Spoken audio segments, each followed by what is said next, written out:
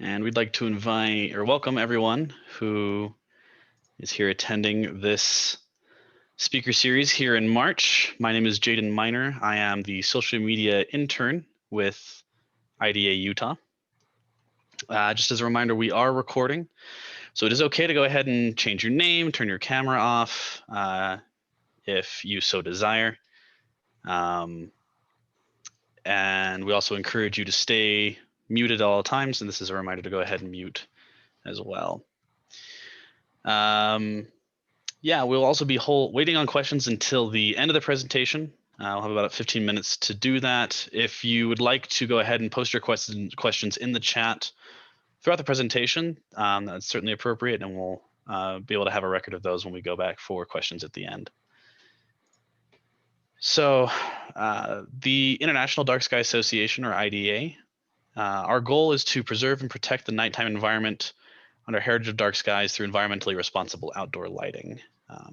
It's our mission to help communities and individuals do their part in order to contribute to continuing access to dark skies for everyone, both in their communities and around the world. We would certainly invite you to join us as well. You can go to www.darksky.org to do that. A lot of benefits, a lot of perks that come with membership, and it certainly helps support our cause as well. I'm gonna go ahead and turn it over to Duke Johnson. He's here to introduce our speaker for tonight. All right, well, glad you could all make it and join us for the event. I've had the great privilege of knowing Tom Beckett for quite some time. I know at the Clark Planetarium, he's been on our board for, well, he was on our board for over 10 years. And our director introduced him as a lawyer by day, an astronomer by night, and a river guide during the summer.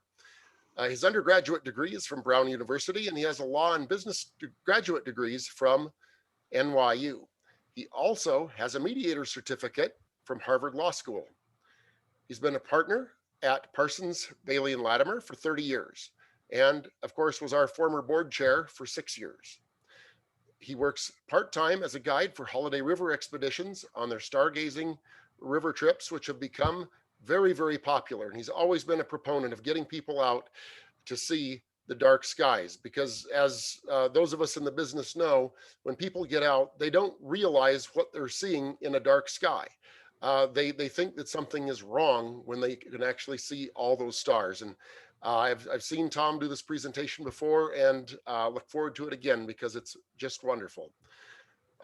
During the renovation of the planetarium a few years ago, he traveled with us all to San Francisco because it was important to him that we get out to see all the things in the Science Center business that are actually being done correctly, and in fact, those that aren't being done so well, so that we could make good decisions in our institution. So he cares deeply about the experience of people, both in our communities with lights and then without. The thing that I loved is that Tom says that he likes fuzzy people, and I'm going to let him explain what that means. Tom? Thank you very much. Welcome, everybody. Thank you for joining us. I think what I meant to say was it makes me happy when people see the stars and gives them a warm and fuzzy feeling. And my favorite recollection of my time with Duke is that the night before we opened the new planetarium, I came in and asked if there was anything I could do, and he gave me a broom, and I spent the day sweeping. Now, Tom, we gave you a rag to wipe stuff down too. Don't forget that. All right, I'm going to begin to share. And it's telling me that, there we go. Can I go ahead? You should be able to, yep. Thank you very much. Duke, thumbs up. You can see the screen. I want to begin by making an observation. Light pollution is the water that we have been all boiled in like frogs. It happened gradually, but the consequences are very dramatic. See these maps where the maps show red, green, yellow, these are places where people can no longer see or could not see the stars in the Milky Way. And in the 50s, it was a handful of cities in the Northeast and the West Coast. By the middle 70s, you can see the demarcation at about the 100th meridian, where Eastern United States was getting fairly light polluted. By 1997, Eastern United States is almost entirely light polluted, and there are still some pockets. This is a projection for 2020, but let's look at where we are right now. First of all, the 100th meridian, the East Coast is very light polluted. These are oil fields. This is quite remarkable. Out west, here's Salt Lake City and here's Denver, and a few pockets remain of dark, pristine skies. And this is really the most important one for us. It's the Mighty Five, southern Utah, the national parks from where people can see the Milky Way and stars clearly at night. And so that's why, Duke, it's so important. And I thank you for what you do, and Aaron and Jaden, Jess, Cooper, Lindsay, Betty, Maya, so many people who are working to make sure that at least we retain this pocket and in due course reduce the light pollution elsewhere. This is here, this is us, and this is home. I remember a river trip in the 70s, and the gentleman said, "Y'all have some mighty fine skies." What he was saying was he was from New England, and there's a lot of cloud cover, but he recognized the Milky Way, and he appreciated that in the arid West, we saw it like this fairly often. And I remember a river trip in the 1990s. And a gentleman from Manhattan looked at something like this and said, "Gosh, what do you suppose is going on behind that mountain? Is that a city or is that a forest fire?" And then he concluded for himself that it must be a forest fire because what he saw was smoke drifting across the sky. So he did not recognize what he was looking at. And I remember the advent of LED light on river trips, and people would gather at night with flashlights that honestly should only be used by policemen and prison guards. There came a time where the campsites were being lit up to the point where, it was like Times Square. And I'm from New York. I love Times Square, but that's not what I wanted. And so there came a point 15 years ago where I decided that it was time to put my foot down and say, look, I want to see the Milky Way. I want people to come on trips and see the Milky Way from the national parks. The Milky Way had become in the nature of an endangered species. And happily, I have worked for Holiday River Expeditions for about 40 years. And Holiday's mission is stewardship of public lands and teaching people to appreciate and protect public lands and free-flowing rivers. So the concept of helping protect a dark night sky came naturally, and I'm lucky that I have had an association with Clark Planetarium with Seth and Lindsay and Duke and so many others. And so I had people to talk to and compare notes with and learn. And over the course of time since then, it hasn't been a formal program, but what we've done is talk about how to make a multi-day experience in the wilderness conducive to dark sky protection. You have 3 times that you can talk to people or work with people on this. There's the daytime, twilight, and darkness. And during the day, we kind of watch the sky in anticipation. Is it going to be cloudy? Or can we see the stars? And get some perspective about the enormity of time and space, and talk about light pollution, especially in the wilderness. At twilight, this is pretty much my favorite part, is the act of sitting still and watching it get dark. We don't get the opportunity to do that very often, and it's a fascinating and rewarding experience. When it's dark, enjoy the stars, planets in the Milky Way, and share science and stories. Now, I don't want this evening to talk to you about, some educational program that we've devised for the wilderness. I'd rather take you on a river trip and show you. During the day, you see jet contrails, and when the sun sets and they are like catching the sun rays and they have a sunset on contrails, it can be pretty, but this is a warning sign. And it's a hint when you're out in the wilderness or wherever you are and you're hoping to have a good night seeing the stars. This is a bad sign because it means that there is a lot of moisture in the upper atmosphere. And so these high clouds are likely to persist. The low cumulus clouds that we get in the desert in the afternoon, they all burn off when the sun goes down. But this means you might have a problem with seeing. We want to get some perspective. And being on the rivers is a great place to get perspective because we're floating through rocks that are 100 million years old. This is me, this is my boat. I want to direct your attention to my oar. And I use the oar on river trips as a sort of a distance indicator. And let's just assume that this oar, which is 10 feet long, is the distance between the sun and the earth. At this scale, the sun will be the size of a silver dollar at the end of the oar, and the earth will be a half a grain of sand at the end of the oar. And I like to ask people, how much of the mass of the solar system do you think that the sun is? And before you answer, think of the great planets, the gas giants, and Neptune, Uranus, Saturn, Jupiter, and all the meteoroids and all the asteroids and comets. And so how much of the solar system's mass is the sun? The answer is about 99.9%. And what's left, the Earth is less than 1% of what's left. So the sun is an anvil and the Earth is a mote of dust.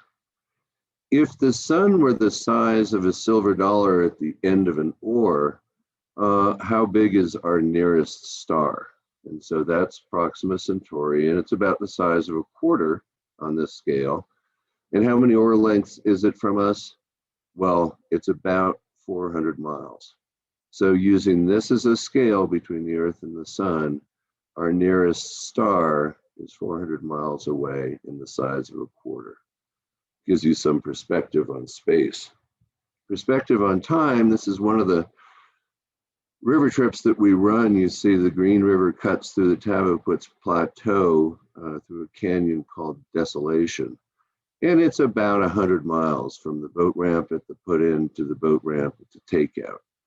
And so let's imagine that the boat ramp at the put-in is the Big Bang and the beginning of time. And the takeout is right now, today, this very instant. When did Homo sapiens emerge? When did our species emerge? About 50 feet from the takeout. Jesus Christ was born about 5 inches from the takeout. So we're occupying a tiny sliver. So I like this one, it frightens people. You want to take a nap in the afternoon and it is so still.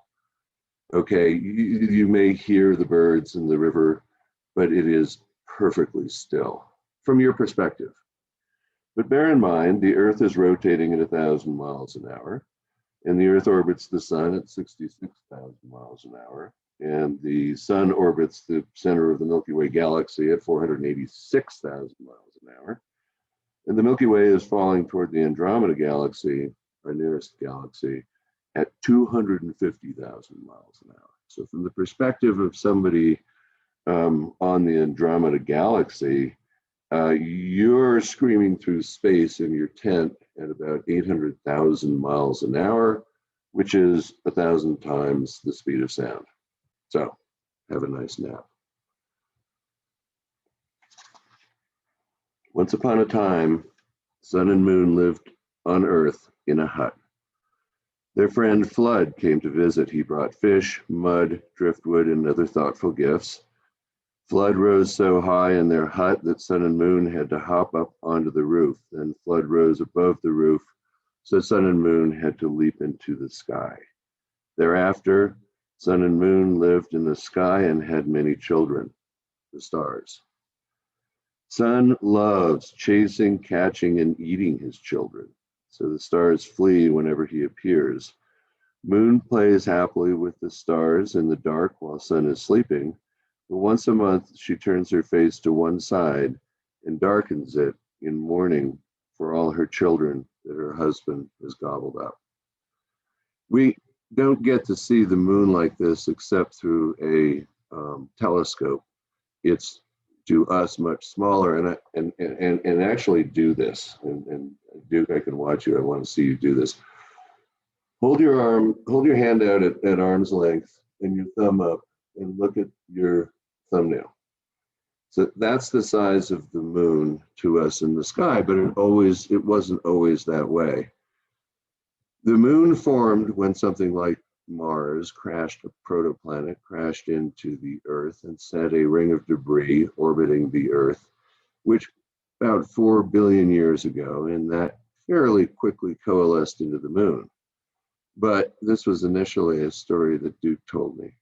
The moon was so much closer. It's about 250,000 miles away now. It was about 25,000 miles away then. So it was 10 times the size and probably 300 times the brightness. So now, if you take your arm and reach out and make your hand into a fist, that's how big the moon would have been. Now, we weren't there to see it, but imagine what the tides would have been like. And the moon would have orbited the Earth 4 times every 4 days, and there'd have been solar eclipses pretty much every day. The moon has been receding, obviously, at about the speed that your fingernails grow since then. And in another billion years, it'll be so far away that we'll never have total eclipses again. The moon won't be large enough to blot out the sun, and the tides will be negligible. Just to make sure that people don't get too cocksure of themselves, it's important we remind them that the universe is made of ordinary matter and ordinary energy, dark matter and dark energy. And the dark stuff is 95% of all there is, and we really don't have much of a clue about it. I'm going to let you read this next slide for yourselves.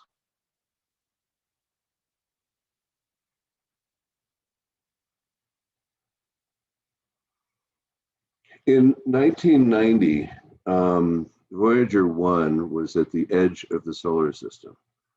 And by that, I mean out to Neptune, because, you know, Pluto got pinched. And Carl Sagan, who was a professor of astronomy at Cornell, called the boys at NASA, boys then, and said, you know, that spaceship is about so far that this is the last opportunity we'll have for it to turn around and take a picture of the Earth. And so they did that and got this picture, and there is the Earth, just a pale blue dot taken from the edge of the solar system. Carl Sagan wrote a book a few years later called The Pale Blue Dot, and in it he wrote, "Look again at that dot. That's here, that's home, that's us. On it, everyone you love, everyone you know, everyone you ever heard of, every human being who ever was, lived out their lives.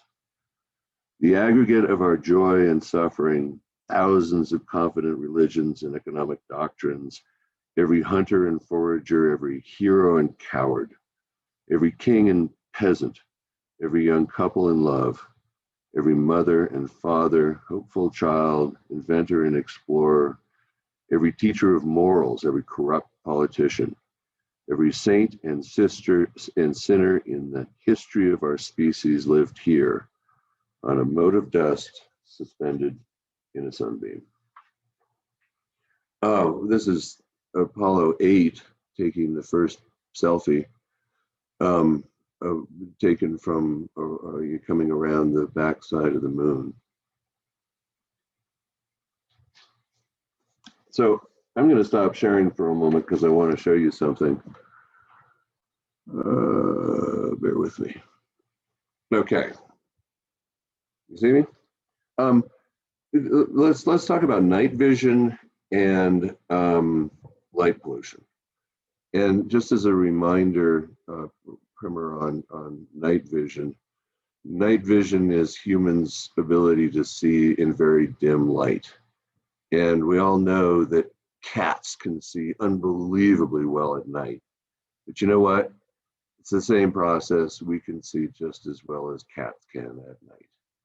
So we see with two types of photoreceptors in our eyeballs.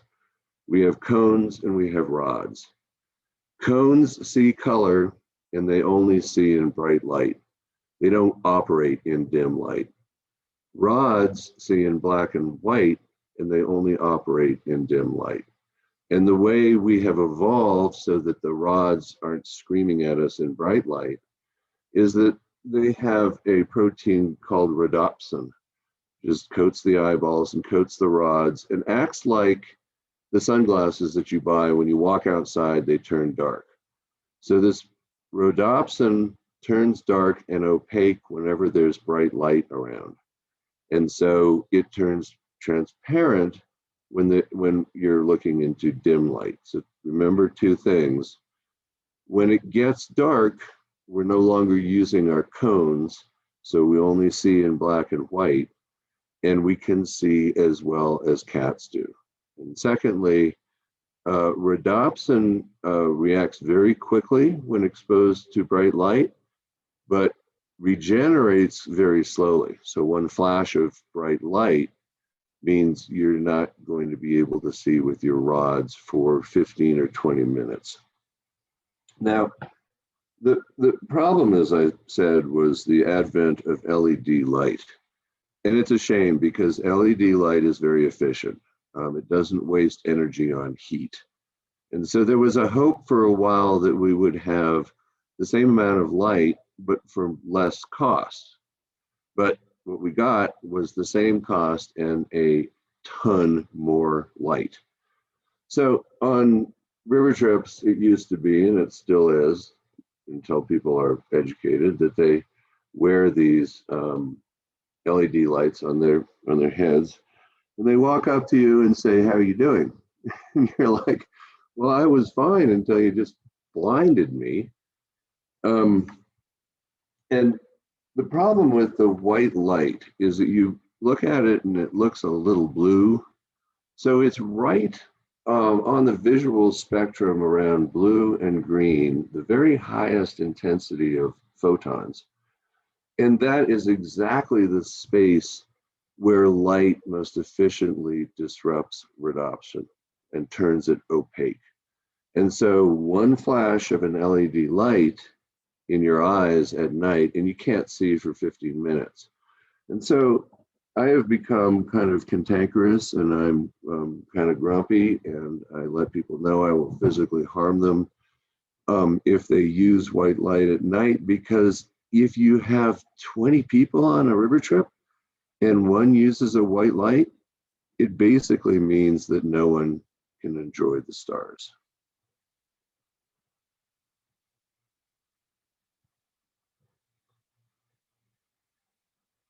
And here's a problem. It seems that I'm pretty good at getting people not to use white light at night until they get into their tents. And so you need to be mindful of it, and you need to warn people about it. They get into their tents, they think they've gotten away from me, and they turn on their white LED light and become the brightest light bulb in the camp. So watching it get dark, this is one of my favorite parts. So you find a place that's really pretty and you sit and let the sun set and watch it get dark. And so what you know now is that what's going on is that there isn't enough light for your cones to work, but your rods are very good, like cats, but they see in black and white. So one thing that happens as it gets dark is everything turns to black and white. Just watch.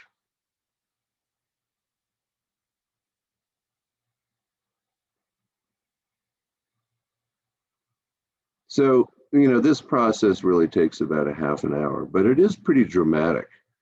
And one of the ways to keep track of it is I used to say to everyone, take a look at your, orange pants or your blue shoes, or take a look at the red canyon walls or the green bushes and watch to see when the color turns to gray. Because it happens fairly quickly and it's fun to watch. And somebody once asked a good question, and the question was, well, which of the colors turns to gray last? Which of the colors turns to gray first? And I thought, what an amazing question. What a great experiment. I should take a spectrometer on the river trip. No, maybe a prism, or I don't know, maybe a textbook on the visuals. No, it's really easy. I take a pride flag on every river trip, and many of the guides do as well. And you lay it over a table or you lay it over a chair, and you watch to see which colors turn. And people love it. Reminds us, I think, of how our vision changes over time. And now it's dark. And please bear with me. I have never done a star party by Zoom. This is unexplored territory. I don't know if I'm going to do it right, but here's how I'm going to try. When you watch it get dark, you see things like the Big Dipper and the Summer Triangle and things that a lot of people recognize. And if you don't watch it get dark and you wake up in the middle of the night and look at this, I will tell you it's a common experience to be utterly and completely lost. I don't know where to start. It takes a while to get oriented. But what we're going to do is we're going to look at a couple of things. The Big Dipper. Okay, do you see that? And the Summer Triangle. Look at the Summer Triangle in and out. Now look at the Big Dipper in and out. Can you see them now? So even if these are the only two things that you can recognize, there's still a lot to talk about. Start with the Big Dipper. The Big Dipper has a crook in the handle and a bright star called Mizar, and a little tiny companion called Alcor. And in ancient times, there was a test when you were conscripted into the military. You were pointed to the crook in the handle and asked, do you see one star or two? And if you saw two, you got a sword. And if you got one, you got a broom. Where did the Big Dipper come from? A Cheyenne woman was a gifted seamstress. Her specialties were war shirts and moccasins made of buffalo hides and stitched with buffalo tendons. She had already sewn thousands of these items when the Buffalo Nation sent an ambassador to ask her 7 brothers to turn her over to them. They refused. The Buffalo Nation then sent a larger, more fearsome ambassador, but again the brothers refused. The Buffalo Nation then sent the biggest, meanest buffalo that anyone had ever seen. The seamstress and her brothers scampered up a tree to get away. The enraged buffalo rammed the tree with his head again and again, determined to knock it down. The youngest brother shot an arrow into the top branch, and the tree grew higher. He continued to shoot arrows, and the tree continued to grow. Eventually, the buffalo succeeded, and the tree began to fall over. Just in time, the siblings hopped out of the tree into the sky, and with no way to return to Earth and nothing up there to eat, they turned themselves into stars. At night, we see them as the 8 stars in the Big Dipper. The seamstress is Dubé, the brightest star at the outside top of the handle, and the youngest brother, of course, is little Alcor. Now, you see the Big Dipper, and there's the There's the Big Dipper. And this territory in the sky, and bear in mind, constellations aren't stick figures and they're not pictures, they're territories in the sky. And I think really you can do whatever you want with the stars.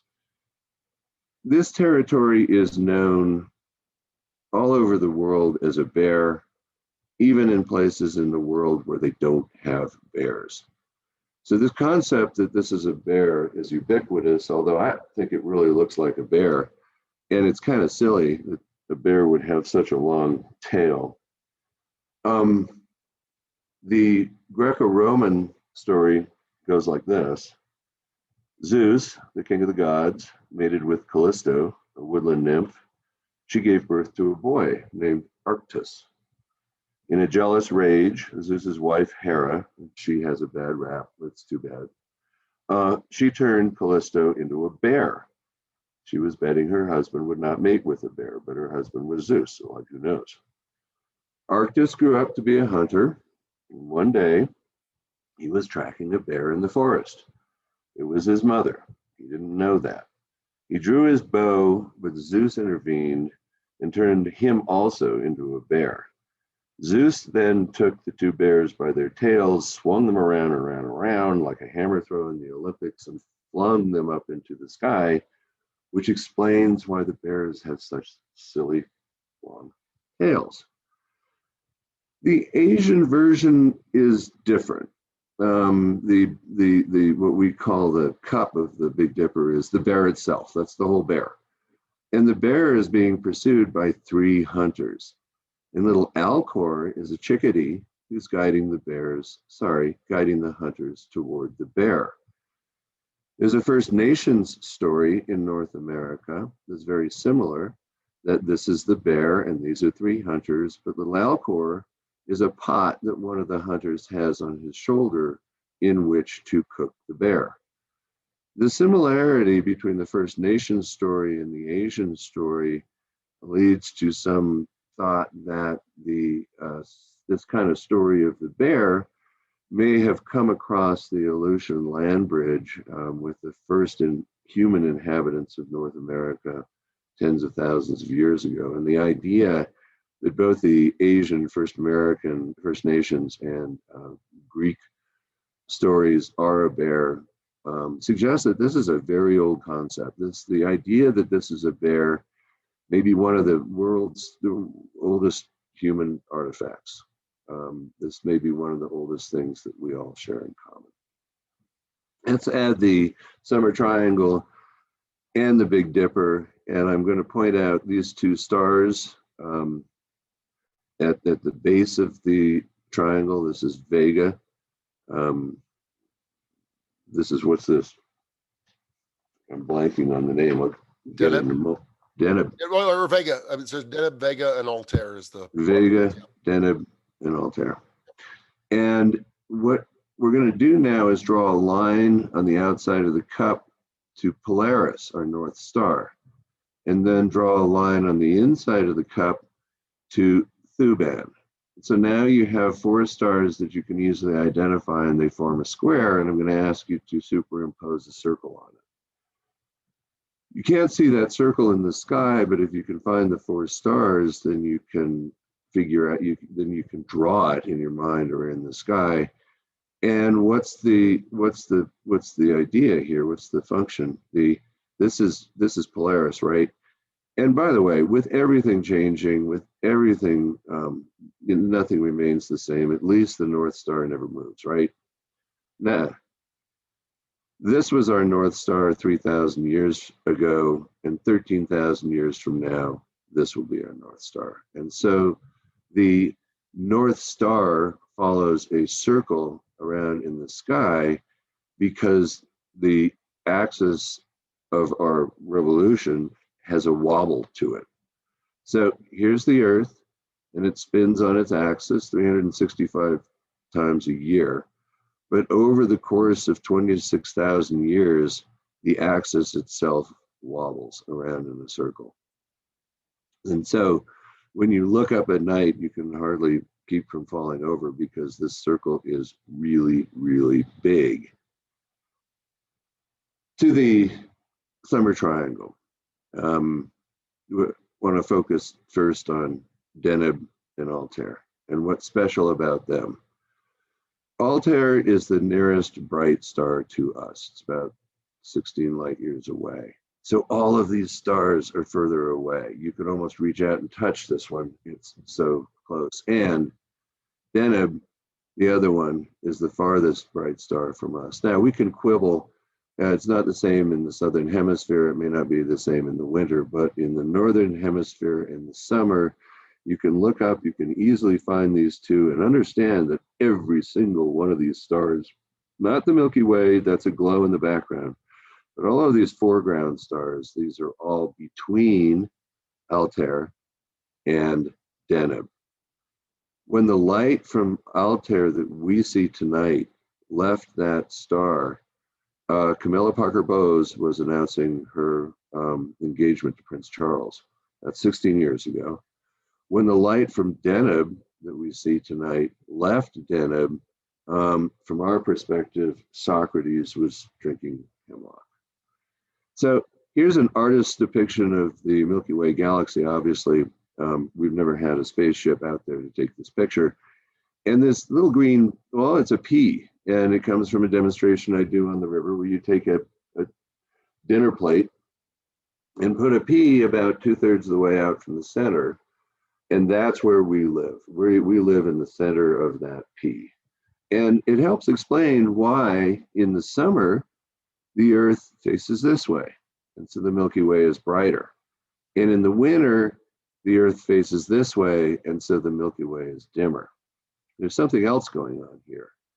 Within the circumference of this pea on the scale of this dinner plate, every single one of the individual stars that we can see at night are all within the circumference of this pea.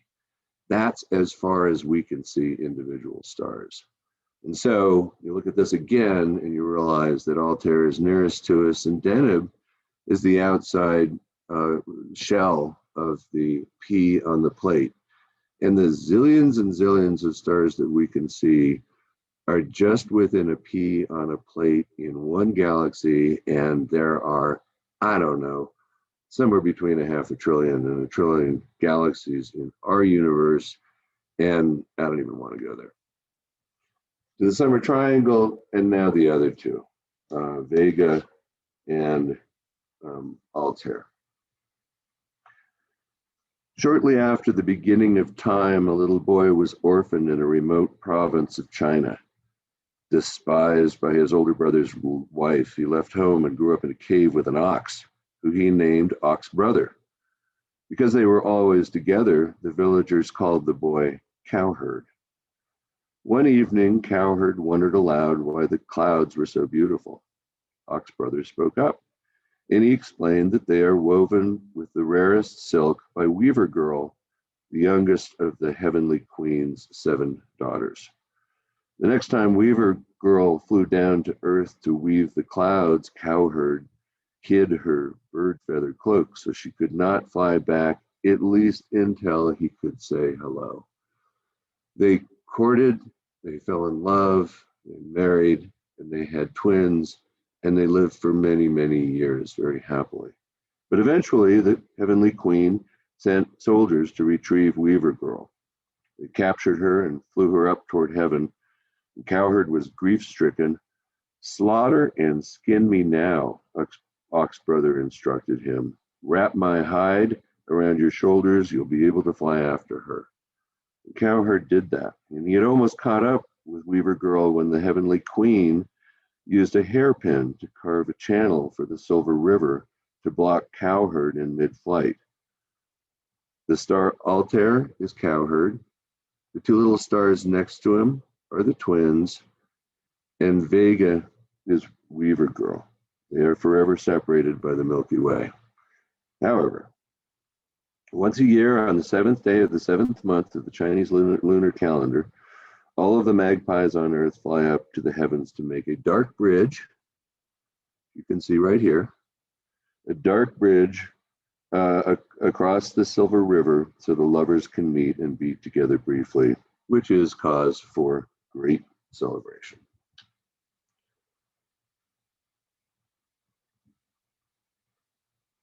Yeah, the next story is not quite as romantic. It's about Cygnus. Who's Cygnus? Well, Cygnus is actually Zeus. And you remember the story. Zeus very much wanted to mate with the queen, with the wife of a Spartan king, and she would have nothing to do with him. She said, "Get away, you're creepy, go away." Well, no. And so he changed his form into that of a swan, and she was like, "Okay." And 9 months later, gave birth to twins. It's interesting that it's kind of weird to see the underside of a swan. And really, there's kind of a debate among cartographers whether you should be looking down on the constellations like you look down on maps at the Earth.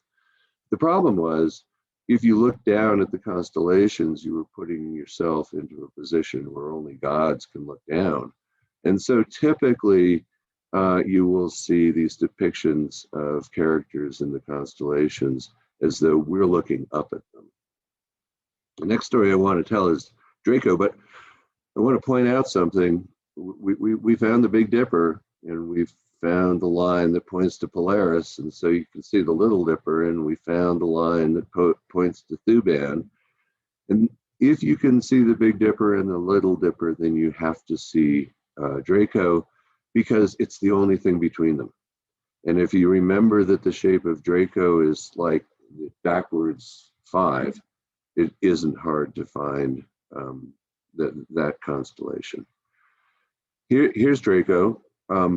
Actually, this, the story is, this is the dragon that guarded the golden apples that Hercules had to rescue. But I like the Egyptian story better, where 2 starving hyenas are eyeballing a baby camel.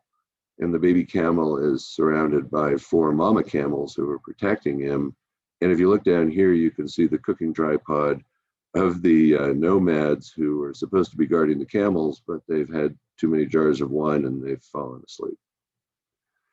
Coma Berenices, Bernice's hair. Bernice was queen of it. This is actually the only constellation that is about something that actually happened. 500 years before the birth of Christ.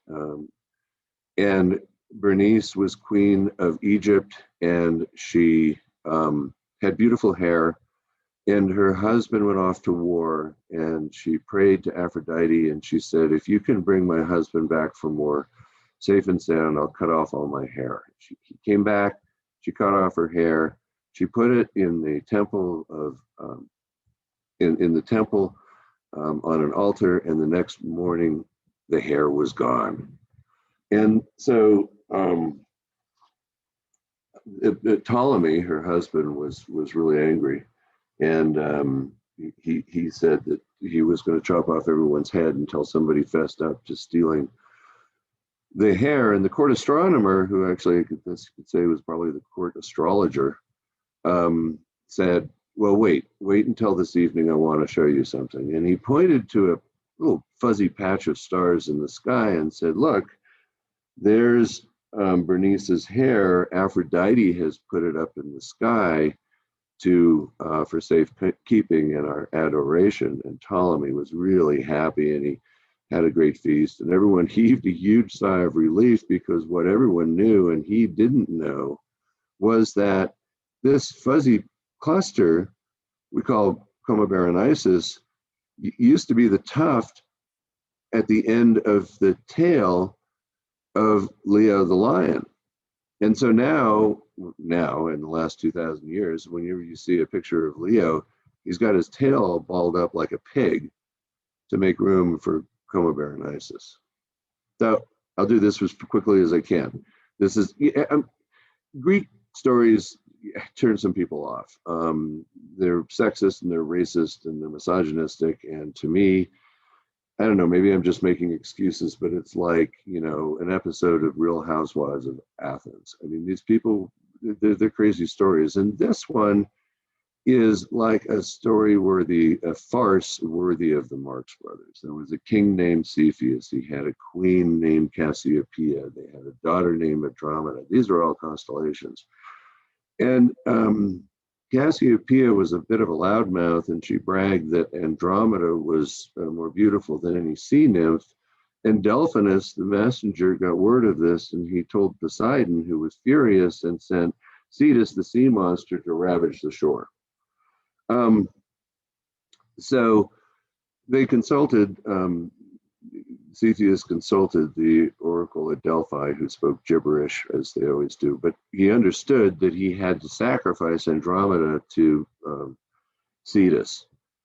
And so they chained her up. You can see she has chains. They chained her up. And just in the nick of time, Perseus shows up. He's just slain the Gorgon Medusa, and he rides in on his horse, winged horse, Pegasus, and saves the day. And so then Perseus and Andromeda get married, and everyone's happy except for Phineus, who is her uncle, to whom she was betrothed, and he throws a fit. And so Perseus shows him the head and turns him into rock as well. Poseidon was beside himself, and so he flung Cassiopeia up into the heavens to spend an eternity hanging upside down, chained to her throne. I'm going to tell really quickly a story of something I did a couple of years ago that was pretty stupid. I ran a river at night. Every year I do a solo, and every year I try and do something different. And that year I decided, well, I'm going to try and run the river at night. And why on earth would anyone do that? The answer is because I have these conversations with people about the necessity of artificial light at night. And people take the position that, well, we need light at night. And I take the position, well, actually you don't. And I wanted to be able to say, you don't, and I can prove that to you because I ran 100 miles of river at night. So here's kind of what it looks like. I didn't get much good. There's no good photography at night from a boat. But you look at, so you've got flat water, and you've got white water, and you've got moonlit night lights, and you've got starlit nights. And when under the moon, it's no problem. It's easy to run white water and flat water. Under starlight, it's absolutely horrifying. And the problem is that you can see about 6 feet all around the boat, and then you're looking at a reflection of the canyon wall. And the unnerving part of it is that you can understand the river, you can tell the current, you can tell how deep it is, you know everything about the river within 5 feet of the boat. But when you're floating into a rapid that's more than 10 feet away, you don't know what's going on until the last minute. And so I tell people, you don't need all that light. And if they ask me why, I say, because I ran a river at night. And if they say how to go, I say, well, you don't need that much light. That's all I need to tell you. Stargazing is good for us. It helps us connect to ourselves. I mean, the experience of feeling your eyeballs changing is just wonderful. It connects us to the cosmos. I don't think people can look at the stars without wondering, do I come from there? And the answer is no, you don't. You came from mommy. But an awful lot of the elements in your body did come from deep space. Because after the Big Bang, we only had hydrogen and helium, and it took the subsequent development, death, and explosions of stars to create all those other elements, copper and zinc and oxygen, and carbon, that make life possible. Stargazing connects us to each other. It's a feeling of wonder and awe. And when you share wonder and awe with other people, everyone has the same experience, which is endorphins. And wonder and awe as emotions, and endorphins as drugs, open us up and make us more susceptible to ideas and more amenable to each other. And I like to say, if you're going to talk to your crazy uncle about healthcare, do it on the rim of the Grand Canyon. Don't try and do it on a subway platform in Manhattan. And stargazing connects us with our ancestry. I mean, these stories have been around forever and ever, and like them or not, they tell us something about each other and where we came from. And think of the kids.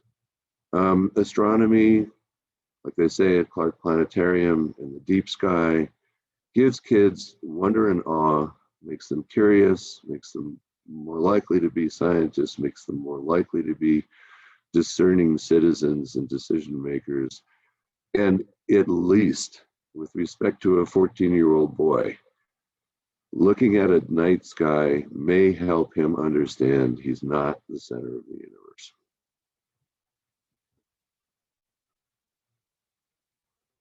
That's it. Thanks, dude.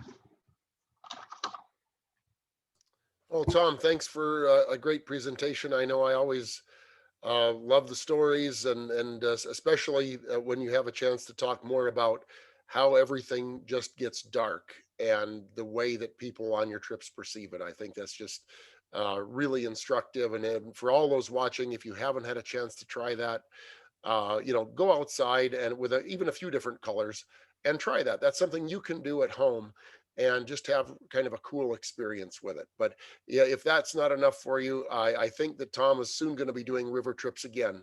And there's nothing like going down the river with a guide like Tom who can really help put things in perspective for us. At this point in the program, we're certainly ready to take any questions that you may have for Tom. So please feel free to type those into the chat, and we'll take a look at those and pass them along. Yeah, Duke, I don't know if you can see too many of them. I have one from Allison Thompson. I don't know if you can see it or not. I can't. None of my texts have have not updated. So Okay. I went ahead and just opened up the chat so people can chat publicly. I'll go ahead and read this one from Allison, though, for you, Tom. She says, loved all of the constellation stories. Can you recommend any books where we can read additional ones? Allison, that's a really good question. There are lots, hi, Allison. There are lots of books that have myths. I don't know if I know of one that is specific to the constellations. Unfortunately, it's about this thick and there's way too much detail. But I will text to you the name of that. I don't have it top of mind. Hi, Lindsay.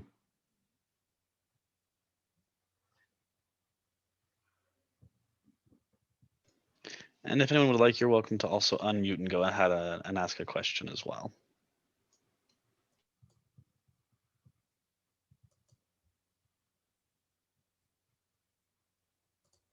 Now, thank you very much, Susan.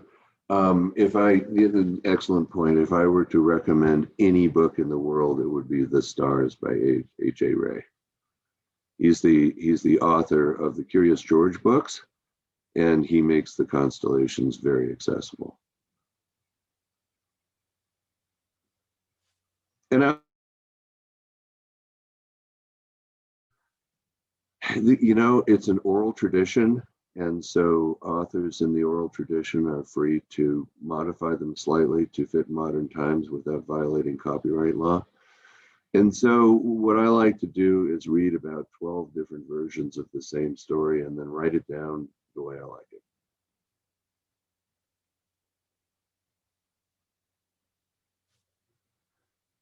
What color on the pride flag disappears first and last? Great question.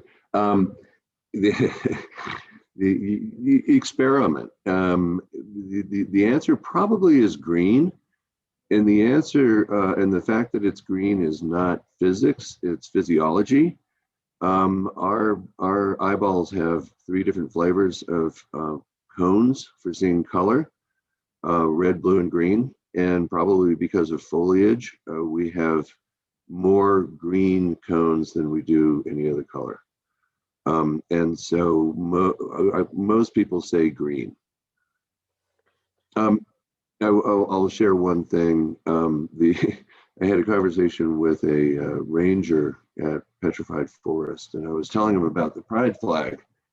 And he's kind of scoffed and said, yeah, well, the brain memorizes the colors in their order in the pride flag, so that's not a good test. And he told me about how he uses colored cards, and then he shuffles them up and does a much better test. And I just sort of thought for a moment and said, yeah, but you don't have a pride flag, and I do.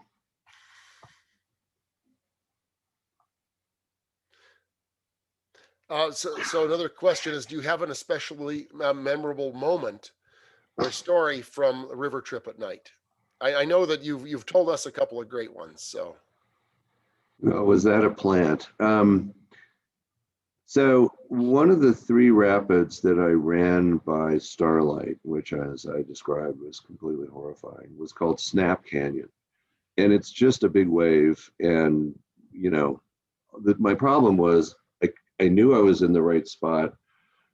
It just kept getting louder and louder and louder. And I had never sort of tried to calibrate the sound of a rapid and its distance. So I had no idea when the wave hit me.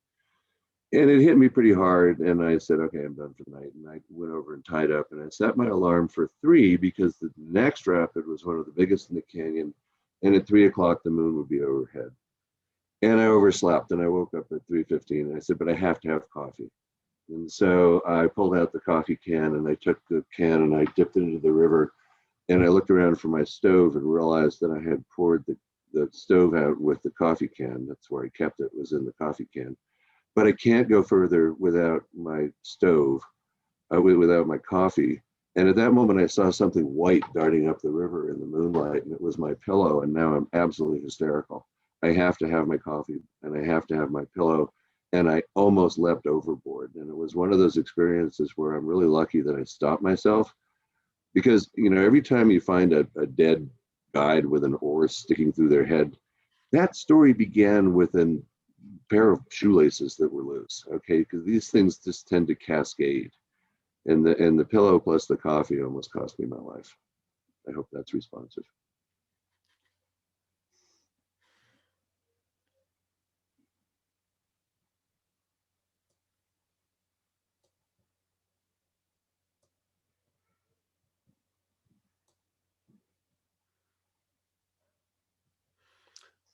anyone else before we adjourn for the evening?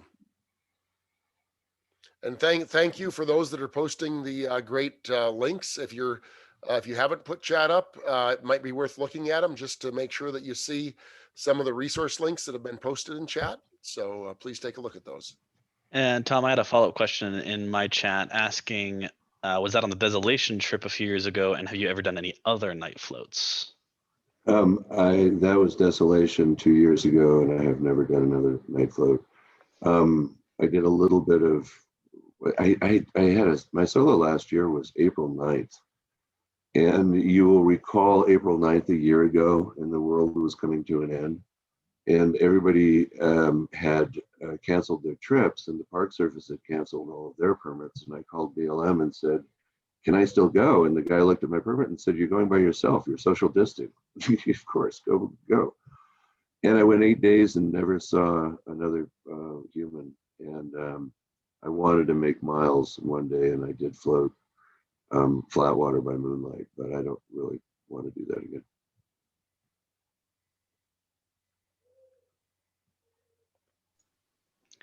Thank you so much, Tom. Thank you. Thank you. Thank you, everyone. Nice to see all these names. I hope, yeah, looking forward to seeing all of you in person again soon, huh? Get your vaccination. Indeed. I'm going to go ahead and stop the recording now.